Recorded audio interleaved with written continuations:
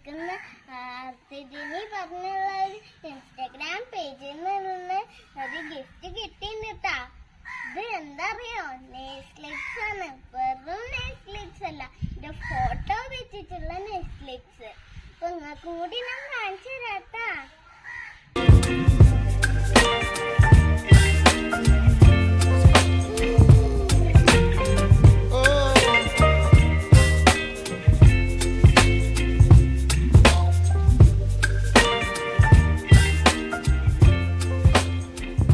എല്ലാരും നെസ്ലിപ്പൊക്കെ കണ്ടില്ലേ?